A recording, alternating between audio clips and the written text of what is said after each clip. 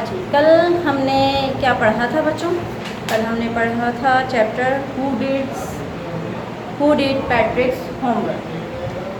Who did पैट्रिक्स homework. Patrick का homework किसने किया? कल हमने ये पढ़ा था कि एक बच्चा होता है जिसका नाम पैट्रिक है। उसका नाम क्या है? पैट्रिक। और वो कैसा बच्चा होता है? होमवर्क से नफरत करने वाला। उसको बहुत बोरिंग लगता है ना होमवर्क, तो वो होमवर्क नहीं करता अपना। पैट्रिक ऐसा बच्चा होता है जो अपना होमवर्क करना पसंद नहीं करता। उसे होमवर्क करना बिल्कुल भी पसंद नहीं होता, कहता बोरिंग है बहुत। कल हमने ये पढ़ा था कि फिर उस आगे क्या होता है कि उसको वो एक दिन उसकी बिल्ली खेल रही होती है एक गुड़िया के साथ। गुड़िया के साथ खेलती है तो पैट्रिक उसे गुड़िया छीन लेता है, ग्रैब कर लेता है। जब वो गुड़िया छीनता है तो गुड़िया क्या बन जाती है? क्या बन जाती है वो? Elf, tiniest man, smallest man, elf. कल मैंने बताया था आप लोगों को, एल्फ बोने को कहते हैं, छोटा आदमी। टाइनिएस्ट मैन को क्या कहते हैं? एल्फ। तो वो गुड़िया जब छीनता है तो गुड़िया किस में कन्वर्ट हो जाती है? एल्फ में, बोने में। बोना कहता है कि भाई मुझे बिल्ली के पास वापस नहीं भेजना, बिल्ली के हाथों में वापस नहीं देना प्लीज़। मैं तुम्हें इसके बदले तुम्हारी एक विश पूरी कर दूँगा। वो खुश हो जाता है। फौरन पैट्रिक के जहन में क्या आता है? फौरन पैट्रिक के जहन में आइडिया आता है कि ख्वाहिश सही है, ठीक है। यूँ करके सोचता, कहता है ठीक है तुम मेरा होमवर्क करोगे। कब तक? Till the end of the semester. कब तक? Till the end of the semester. Semester के आखिर तक। और जो कितने दिन बनते थे? 35 डेज। बोना खुशी हो जाता, कहता ठीक है करूँगा मैं होमवर्क। फिर उसके बाद क्या होता है? जब वो बोने को अंदाज़ा नहीं होता कि होमवर्क क्या बना है, उसको अंदाज़ा ही नहीं होगा। आपको तो पता होगा ना जब हम जैसे जैसे बड़े, असल में होता है कि जब हम बड़ी क्लासेस में आते चले जाते हैं तो होमवर्क भी डिफ़िकल्ट होता चला जाता है। छोटी क्लासेस में होते हैं तो वो इतना आसान सा होता है, कहते हैं तो मस्ती कर लेंगे। बड़ी क्लास में आते चले जाते हैं तो होमवर्क उतना ही डिफ़िकल्ट हो जाता है। तो बोने को नहीं पता होता, क्योंकि उनकी दुनिया में बच्चे स्कूल नहीं जाते। बोनों की दुनिया में, उनकी दुनिया में बच्चे स्कूल नहीं जाते, होमवर्क भी नहीं मिलता, तो उसको अंदाज़ा नहीं होता। लेकिन जब वो करने बैठता है वो अपना सर पकड़ लेता है तिल्ला क्या, और फिर क्या होता है? वो हर चीज़ में उसकी हेल्प ले रहा होता है। किसकी? पैट्रिक की। वो कहता है कि मुझे बुक्स ला कर दो, मुझे और बुक्स चाहिए, और बुक्स चाहिए, मुझे ये किताब ला कर दो, वो किताब ला कर दो। और मैथमेटिक्स में तो वो बहुत ही फंसता है, चीख उठता है बाकायदा कि भाई क्या है ये, हमारे यहाँ सब्ट्रैक्शन एडिशन हम दोनों ने कभी नहीं करा, हमें इसकी ज़रूरत ही नहीं पड़ी। बहरहाल आगे क्या होता है ये हम पढ़ते हैं, ठीक है। अच्छा, हम कौन सा पॉइंट पे थे भाई? जी 7 पॉइंट हमने पढ़ लिए थे। अब हम 8 पॉइंट, ये यहीं से है, ये देख रहे हैं आप यहाँ। Number 8 point. Finally the last day of school arrived and the elf was free to go. Finally, आखिरकार, बिलाखिर स्कूल का आखिरी दिन आ गया और बोना जाने के लिए आज़ाद हो गया। As for homework, there was no more, so he quietly and slyly slipped out the back door. As for homework, जहाँ तक होमवर्क का ताल्लुक था, there was no more, करने के लिए कुछ नहीं था, होमवर्क नहीं था। As for homework, there was no more, so he quietly and slyly slipped out at the back. जहाँ तक होमवर्क का ताल्लुक है तो करने के लिए बिल्कुल अब कुछ नहीं था, कोई होमवर्क नहीं था करने के लिए, इसलिए वो पिछले दरवाजे से खामोशी और राजदारी के साथ निकल गया। खामोशी और राजदारी के साथ निकल गया, क्योंकि वो पहले ही फेड अप था, वो तो भागने के चक्कर में था। लेकिन क्योंकि वो वादा कर चुका था पैट्रिक से, इसलिए अपना वादा निभाने के लिए वो होमवर्क कर रहा था। अब जब बिल्कुल ख़त्म हो गया, आखिरी दिन आ गया, तो वो चुपके से और खामोशी से निकल लिया। क्यों निकल लिया? अच्छा, चुपके और खामोशी से क्यों निकल गया वो? क्योंकि उसने सोचा कि अगर पैट्रिक के बहुत अच्छे नंबर आ जाते हैं, वो अगली क्लास में जाएगा तो फिर अगली क्लास में भी होमवर्क मिलेगा और वो मुझे ही करना पड़ेगा। उसने सोचा अगर मैं पैट्रिक को अल्लाह हाफिज़ बोलूँगा, बाय बाय बोलूँगा, तो पैट्रिक कहेगा नहीं नहीं भाई अभी कहाँ जा रहे हो, सेमेस्टर ख़त्म हुआ है ना, एक अगला सेमेस्टर थोड़ी ख़त्म हुआ है, या फिर मेरा स्कूल थोड़ी ख़त्म हो गया है, अभी तो मुझे आगे भी पढ़ना है और फिर आगे होमवर्क भी मिलेगा, वो कौन करेगा, वो तुम ही करोगे। तो ये सब बातें उसको बोने को पता थी, एल्फ को, इसलिए वो उसने सोचा कि मैं पैट्रिक को ना बताऊं, इसलिए वो खामोशी और राजदारी के साथ निकल गया कि भाई जान छूटी होमवर्क से, वरना तो मुझे फिर अगले सेमेस्टर के लिए फंसा लेगा। इसलिए वो खामोशी और राजदारी के साथ निकल गया। Patrick got his ass, his classmates were amazed, his teachers smiled and were full of praise. Patrick got his A. Patrick ने अपना ए ग्रेड हासिल कर लिया। पैट्रिक ने ए ग्रेड हासिल किया। His classmates were amazed. Classmates mean class fellows. उसके class के साथियों को, उसके क्लास के साथियों को हैरानगी थी। His teachers smiled. उसके टीचर्स मुस्कुराए and were full of praise, और उसकी तारीफ करने लगे बहुत ज़्यादा। And his parents, और उसके वालिदैन, they wondered what had happened to Patrick. वो तो हैरान थे कि पैट्रिक के साथ हुआ क्या है। ये वही पैट्रिक है जो पढ़ता ही नहीं था, जो होमवर्क नहीं करता था, जो अपने आप को बहुत कम पढ़ा लिखा शख्स महसूस करता था। ये वही पैट्रिक है जिसने ए ग्रेड हासिल कर लिया। वो बहुत ज़्यादा हैरान थे। He was now the model kid. वो अब एक मॉडल किड था। मॉडल किड समझते हैं, यानी ऐसा बच्चा जिसकी मिसालें दी जाए, ख़ानदान भर में कि देखो ये है ऐसा, ये पैट्रिक ऐसा है, इसने इतनी मेहनत करी है, रात भर पढ़ता था, आधी रात तक पढ़ता था और रोज़ आना स्कूल जाता था, छुट्टी नहीं करता था, लाइब्रेरी से बुक्स लाता था, समझता था और अपना होमवर्क करता था, दिल लगा कर करता था। देखो इसने ए ग्रेड हासिल कैसी ली है। तो ये मॉडल किड ये होता है, ये जिस बच्चे की मिसालें दी जाए उसको मॉडल किड कहते हैं, जो सबकी आंखों का तारा बन जाए। ये दूसरे बच्चे भी उसको देखकर सीखेंगे, अच्छा इसने ये किया हम भी ऐसे करेंगे। इसको मॉडल किड कहते हैं।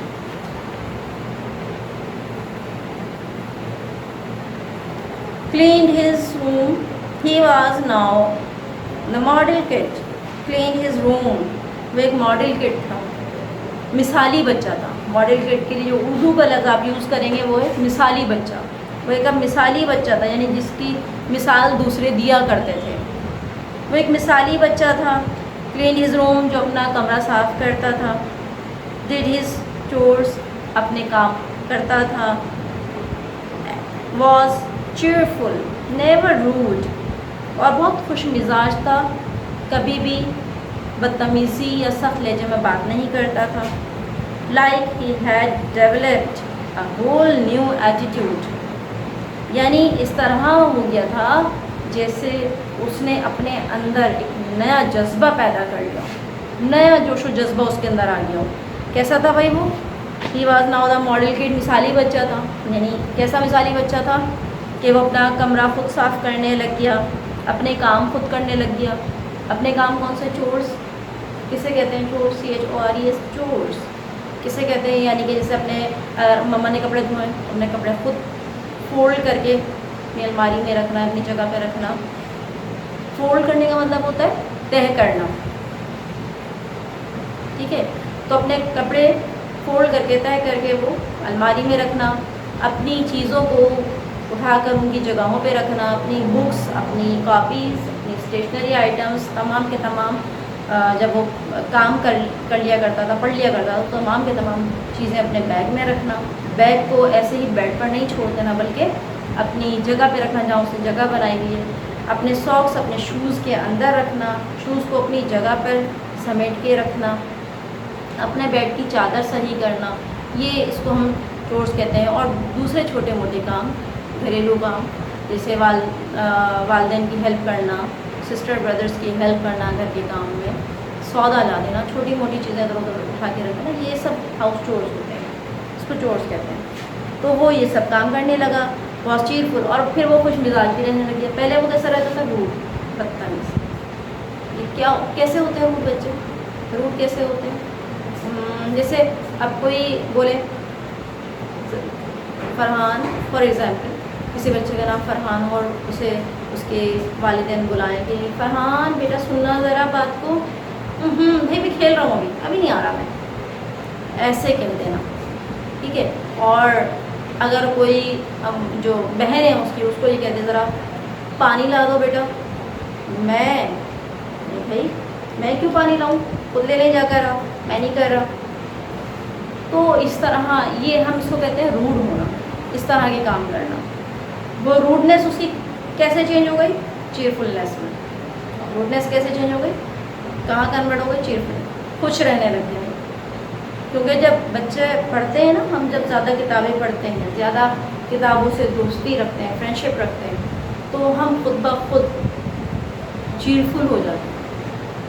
जब तो कहते हैं books are the best friend, books are the best friend, किताबें बेहतरीन दोस्त होती हैं। क्यों? क्योंकि वो हमें अदब, तहज़ीब, शऊर सब कुछ सिखाती है। तो किताबें पढ़ने वाला ना खुद ब खुद ऑटोमेटिकली वो चीयरफुल रहता है, खुश रहता है, खुश मिजाज रहता है दूसरों के साथ। तो पैट्रिक भी कैसा हो गया था, पहले रूड था लेकिन अब रूड नहीं रहा था, बल्कि चीयरफुल हो गया था, खुश मिजाज हो गया था, खुश रहता था।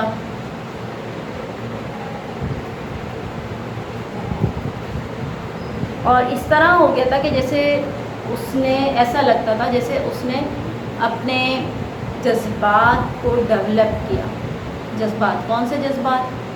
फॉर एग्ज़ाम्पल गुस्से के जज्बात, जिन चीज़ों पर उसको पहले गुस्सा आता था वहाँ अब वो गुस्सा नहीं करता था। जिन चीज़ों के मुतालिक वो नेगेटिवली सोचता था, मनफी सोच रखता था, वहाँ वो नेगेटिवली नहीं सोचता था। होमवर्क, ख़ास तौर पर होमवर्क करने लग गया था। अब उसे, पहले उसे बोरिंग लगता था होमवर्क, अब उसे बोरिंग नहीं लगता था होमवर्क। पहले उसे पढ़ना बोरिंग लगता था, इंटरेस्ट नहीं था किताबों से, अब उसे किताबों से इंटरेस्ट हो गया था। ठीक है, तो ये तमाम तब्दीलियाँ, ये तमाम चेंजेस उसके अंदर आई थी।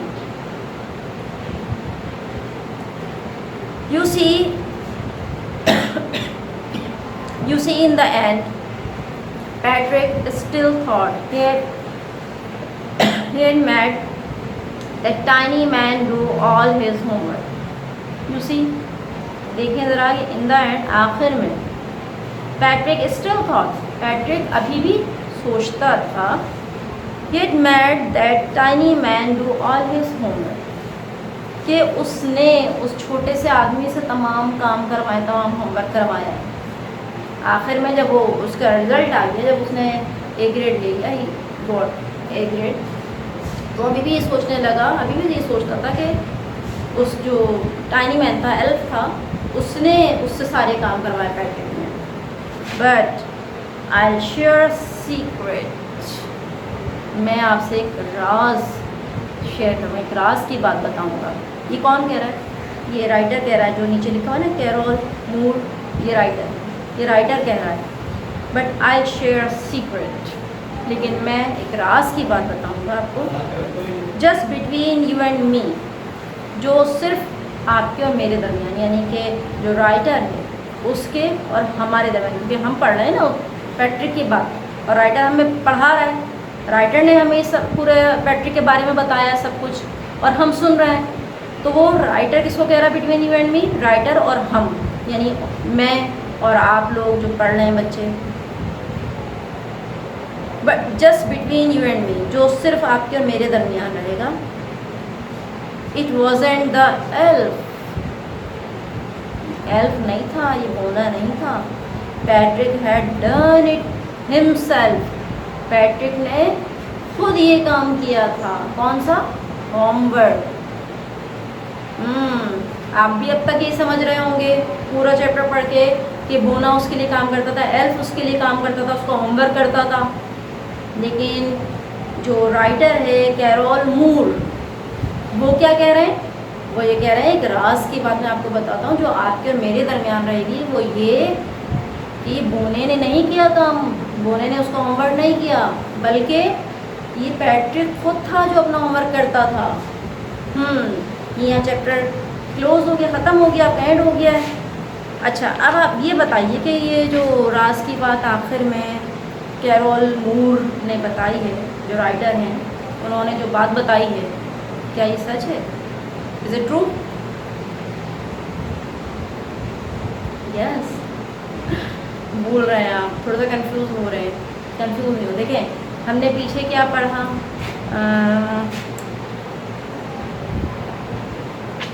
मैं आपको बता दूँ। देखें,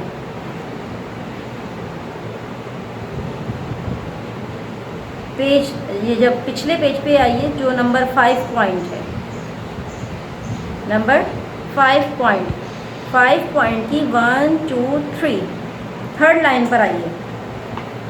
5 पॉइंट पे नंबर 3 लाइन पे आइए। The elf didn't always know what to do and he needed help.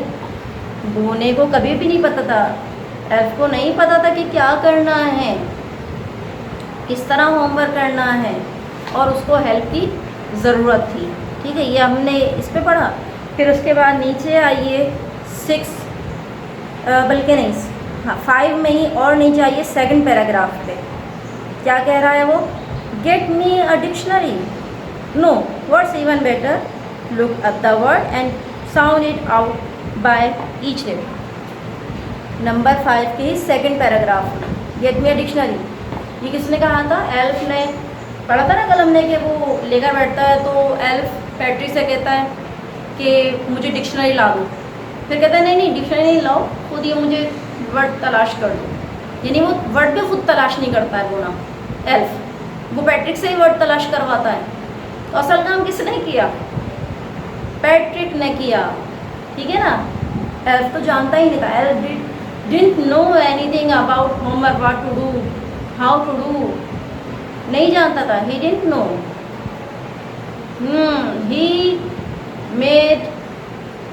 He made Patrick to do his homework. उसने पैट्रिक से करवाया अपना उसका सारा होमवर्क। फिर देखें नीचे 6 में, when it came to maths, number 6 point, when it came to maths Patrick was out of luck. जब मैथ्स का आया तो पैट्रिक आउट ऑफ लक था। क्यों? वो बोने को तो बिल्कुल मैथमेटिक्स नहीं आता था, इसके लिए भी पैट्रिक को ही मेहनत करनी पड़ी। तो फिर उसके बाद आप आइए नंबर 6 के ही जो नेक्स्ट पेज पे इसके पैराग्राफ है, एंड एडिशन एंड सब्ट्रैक्शन, ये वाली लाइन है ना, उसके नीचे आइए 1 2 3 4 5 6 लाइन पे देखिए, नंबर 6 की 6 लाइन पे, go to the library, I need books, more and more books, and you can help me read them to. इसमें क्या कह रहा है बोना? पैट्रिक को कहे जाओ लाइब्रेरी जाओ, मुझे ज़रूरत है किताबों की, ज़्यादा से ज़्यादा किताबों की, और तुम इनको पढ़ने में मेरी मदद कर सकते हो। तो यहाँ भी किसने मदद की? पैट्रिक ने उसकी मदद की, हेल्प ने तो कुछ नहीं किया उसके लिए। ठीक है, और जनाब नंबर 7 में, as a matter of fact, number 7 point, as a matter of fact every day in every way that little elf was a nag, Patrick was working harder than ever and was it a drag. ठीक है जनाब, समझ में आया? पढ़ा हुआ याद आया कल का? आखिर में क्या कह रहा है कि दर हकीकत रोज़ाना जो एल्फ था वो पैट्रिक के लिए वबाले जान बनता चला गया था।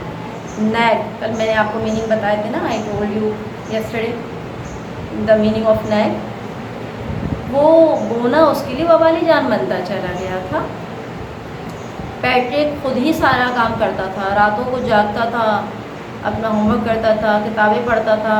तो सब कैरोल मूर जो कह रहे हैं हमें कि सारा काम जो है पैट्रिक ने खुद किया, एल्फ ने, तो वो सच कह रहा है। Is it's true? अब समझ में आ गया होगा आपको? क्लियर? अच्छा जी, ये आपका चैप्टर हो गया ख़त्म।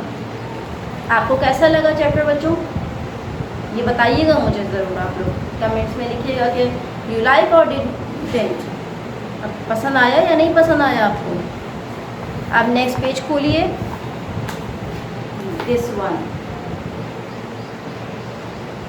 पेज। इस पेज पे जनाब आपकी है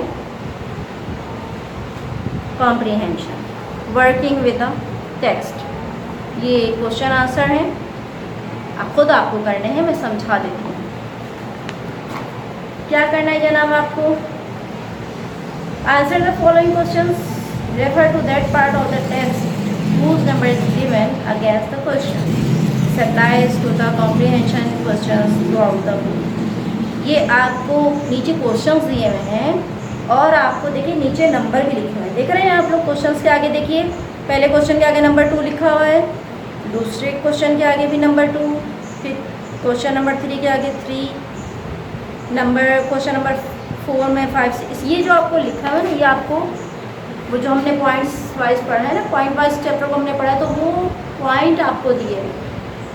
इट्स इजी टू यू कि आपको इसके आंसर ढूंढने में मुश्किल पेश नहीं आएगी। आपको ये नहीं होगा कि जनाब शुरू से आखिर तक देख रहे हैं, अच्छा कहाँ पढ़ा था, कहाँ पढ़ा था, कहाँ पढ़ा था, ये नहीं करना पड़ेगा आपको। अब देखिए, for example question number 1, what did Patrick think his cat was playing with? What was it really? क्या कह रहे हैं भाई? पैट्रिक के ख्याल में बिल्ली के साथ कौन खेल रहा था और क्या ऐसा था? तो अभी नंबर 2 दे दिया, ठीक है। नंबर 2, अब पॉइंट नंबर 2 निकालिए। देखिए जहाँ से ये चैप्टर स्टार्ट हो रहा है, लुक हियर, जहाँ से स्टार्ट हो रहा है यहाँ नंबर 2 है ना, देखें ये रहा नंबर 2। अब इसी में आपको आंसर मिलेगा इसका। Then one day he found his cat playing with a little doll and he grabbed it up.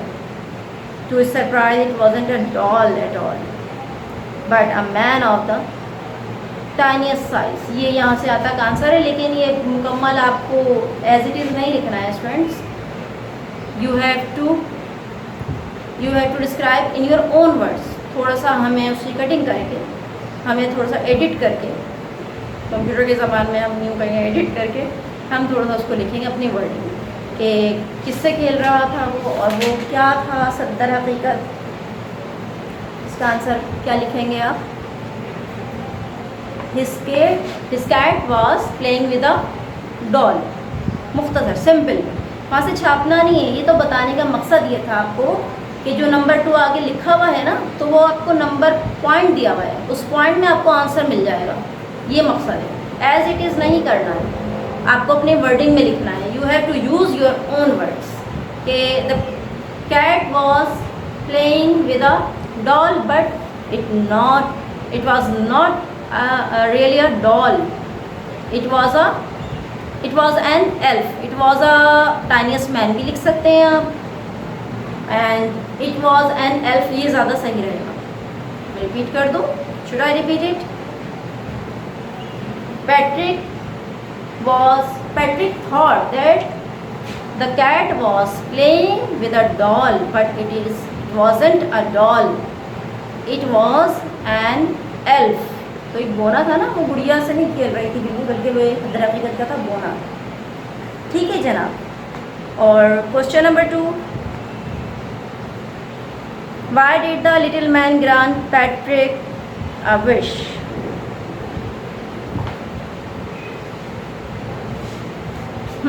तो लिटिल मैन ने, एल्फ ने पैट्रिक को विश क्यों ग्रांट की थी, एक विश क्यों अता की थी, क्यों दी थी कि भाई तुम्हें एक आर्जू करो। इसका भी देखिए नंबर 2 में आपको जवाब मिलेगा, point number 2। So that Patrick could save him from the cat, ताकि पैट्रिक उसको बचा सके बिल्ली से। ये मैं आपको वर्बल इसलिए कह रही हूँ बच्चों कि करना आपको खुद है, मैं तो सिर्फ आपको वर्बल थोड़े से हिंट्स दे रही हूँ, करना खुद है आपको, ठीक है। So that Patrick could save him from the cat.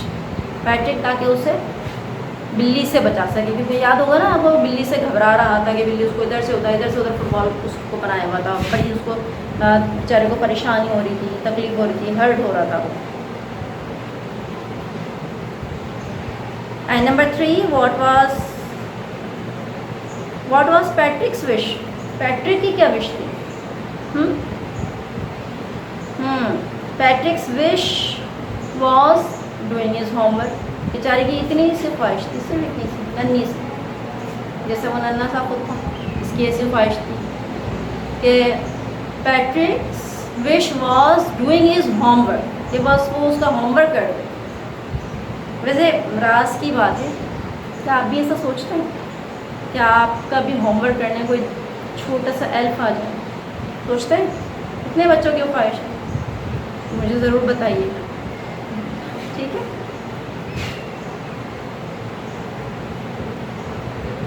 Number 4, in what subjects did the little man need help to do Patrick's homework? ये आपको पॉइंट 5 और 6 में मिलेगा। लेकिन सब्जेक्ट्स में जो एल्फ था उसको ज़रूरत थी पैट्रिक की, तो किन सब्जेक्ट्स में ज़रूरत पड़ी थी उसको? ऑल सब्जेक्ट्स में, तमाम के तमाम सब्जेक्ट्स का काम खुद समझ लें पैट्रिक ने ही किया था, ठीक है। इन ऑल सब्जेक्ट्स, यहाँ सिर्फ इतना लिख सकते हैं आप। Number 5, how did Patrick help him? Patrick ने उसकी किस तरह मदद की थी? आपको पॉइंट 7 में मिलेगा। देखिए, खोलें, पॉइंट 7 कहाँ पर है? देखिए, point 7, as a matter of fact every day in every way that little elf was a nag, Patrick was working harder than ever and was it a drag. तो ये इस तरह पूरा नहीं लिखना है आपको, बल्कि क्वेश्चन को समझ के अपनी ओन वर्डिंग में लिखना है। How did Patrick help him? किस तरह पैट्रिक ने हेल्प की थी? Patrick help him by working hard and hard. Patrick ने किस तरह मदद की थी उसकी? भाई बहुत ज़्यादा मेहनत करके उसकी मदद की थी, है ना। Patrick help him by doing work hard, या by doing hard work, by reading books to him, उसके सामने किताबें पढ़कर उसकी मदद की थी। वो किताबें पढ़ता था, उसको सुनाता था एल्फ को, और एल्फ उसका काम करता था, सिर्फ लिखता था। Number 6, who do you think did पैट्रिक्स homework? आपके ख्याल में पैट्रिक का होमवर्क किसने किया? सवाल का मतलब, सवाल को कंप्रीहेंड करना ज़रूरी है, अंडरस्टैंड करना। कंप्रीहेंड का मतलब होता है अंडरस्टैंड करना, समझना। तो who do you think did पैट्रिक्स homework? किसने, आपके ख्याल में किसने पैट्रिक का होमवर्क किया था? ये सवाल का मतलब, मीनिंग। मैं बार बार ये इस तरह बार सवाल को क्यों रिपीट कर रही होती हूँ मीनिंग, ताकि आप अच्छी तरह उसको समझ लें, उसके मीनिंग समझ लें। क्योंकि जब तक आप उसके मीनिंग नहीं समझेंगे तब तक आप आंसर नहीं दे सकेंगे। You will not be able to answer the question if you don't understand the question right in a right way. The little man और Patrick himself give reason for your answer. ये भी आगे 9 और 10 लिखा हुआ है, आपको पॉइंट नंबर 9 और 10 में इसका आंसर मिल जाएगा हाँ। तो लेकिन ये तो आपको पता है ना बच्चों, तो अब ये हमने आखिर में डिस्कस किया कि असल में होमवर्क किसने किया था?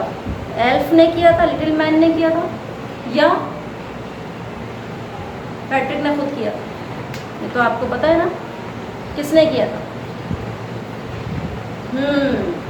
पैट्रिक ने खुद किया था, ये मेरे राइटर ने आखिर में बताया है, और हमने भी उसको पढ़कर समझ लिया कि तमाम काम तो पैट्रिक ने किया था खुद। क्यों, किस तरह, ये आपको रीज़न बताना है ना। हाँ, रीज़न आप लिखेंगे, because he went to library and he did hard work, he read the books to him, to the elf, so he did his homework himself। तो ये आपका चैप्टर बच्चों क्लोज हो गया है। कंप्रीहेंशन भी इंशाल्लाह ताला आप कर लेंगे, ये मैंने आपको समझा दिया इसीलिए। और अगर कुछ नहीं आए तो आपने आगे पॉइंट लिखे हैं, उसमें से आप समझ सकते हैं, but you have to write in your own words. Okay, तो इंशाल्लाह कल मिलेंगे अब। ओके। अल्लाह हाफिज़, टेक केयर।